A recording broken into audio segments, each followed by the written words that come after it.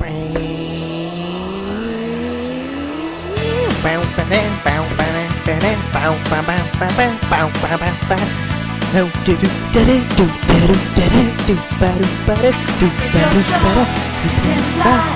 can reach the other side of the rainbow. Something you can't chance, cause that is no circumstance that you can't handle. Sonic boom, sonic boom, sonic boom, give you all the best of it. Sonic boom, ready for disaster. Oh, hi. I didn't see you there. Yeah, cut the music, guys. Stop it.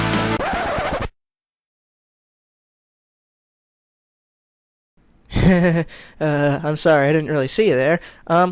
That was the intro music, and this is a brand new series I like to call Learning From. Instead of doing reviews like everyone else, I want to take a good hard look and see what lessons could future designers learn from the infamous games, both good and bad. Without further ado, let's take a look at one of this year's biggest flops, Sonic Boom. When Sonic Boom was first announced, I was very curious on what they were going to do. It was the first Sonic game to be developed in the USA, and it was being developed by the guys behind Crash Bandicoot and Jak and Daxter. And at first, I thought it would actually be a good thing. You see, Sonic's a lot more popular here in Crazyland, and American developers are more aware of the American sensibilities. And the new designs were off-putting, but I thought, hey, the new designs for the Teenage Mutant Ninja Turtles looked off at first, but we grew to know and love them. No, wrong one. Yeah, that one. That's better. The game was heavily promoted, and upon release the game met with a resounding meh to downright contempt. It was buggy, boring, bad controls, lack of creativity, it was technically flawed, and just awful. The new villain was dumb. I mean, come on, his name's a Lyric. What does he do, write songs of evil for a living? Okay, I'm getting off topic. The presentation was forgettable at best. It was technically flawed, with Sonic and his friends falling out of the ground, musical keys not playing during important cutscenes, and the frame rate so bad it makes my videos look well animated. It was so technically inept, you would think it was a PC port. Okay. I'm not here to review the game. I'm here to talk about what we can learn from it. If you want a full review, check out ProJared's review of the game first, if you don't know why this game stinks more than the halls of a skunk convention. Okay, back on topic now. So, what can we learn from this? Well, if you're going to allow other people to mess with your intellectual property, I guess you should probably make sure they treat it with care. This game doesn't really feel all that Sonic-y.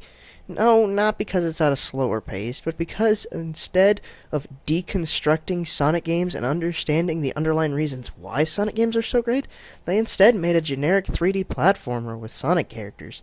Sonic games at their best are about fast-paced action, endless replayability in their well-designed levels, the exploration of the Chaos Emeralds in those well-designed levels, and the use of multiple characters with different play styles, though that one could vary. But this is all lost with Sonic Boom. If you were to go out there and buy Sonic Boom and play it without any prior knowledge of Sonic, you probably wouldn't be sold on the Blue Mammal. Anyone who's played a movie tie-in or watched one of the old video game TV show tie-in things knows what I'm talking about. Instead of making you excited for the TV show, toys, or any new games that might come out with compelling gameplay, a good story, or even unique visuals, Sonic Boom did at most remind you that Sonic exists, and at worst made the rest of the franchise look bad by being associated with that thing. Yeah, I'm getting a little bit off topic, which that kind of goes into number 2. Stay focused on what you're trying to do. See, I don't see this complaint that much, but I'm going to say it anyway. Sonic Boom's major reason it falls is because it throws so much into this game without refining anything. Seriously, this is ridiculous.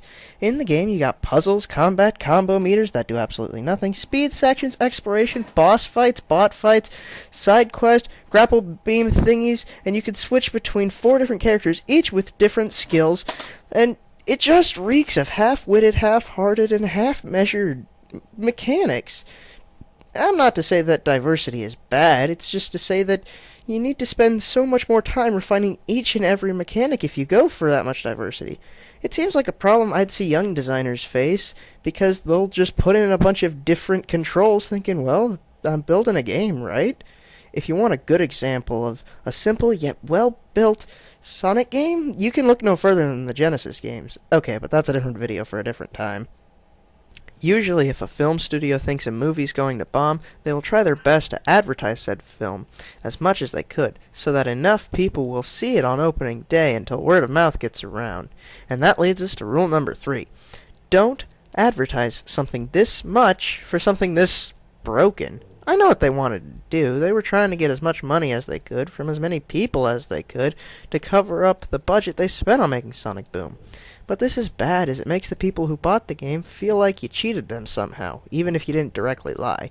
If you want to be able to create customer loyalty, you need to take time and develop a few quality products. That way you have those under your belt when you try something this risky or off-putting. And the payoff is so fantastic, as customer loyalty will act as a kind of safety net if any project goes bad. That way people will say, well, at least they tried their best, 'cause look at all the other stuff they made. So then, let's review. Number 1, if you're going to let someone else use an intellectual property, make sure they treat it properly. Number 2, stay focused on your project's goals. Number 3, build customer loyalty rather than take the money of the early adopters. Hope this was interesting, and if you have an idea for a new Learning From episode, let me know in the comments below, okay? Now, if you'll excuse me, I have to go watch the Sonic Boom TV show, which is the most consistently funny thing about this mess. Alright, see you next time.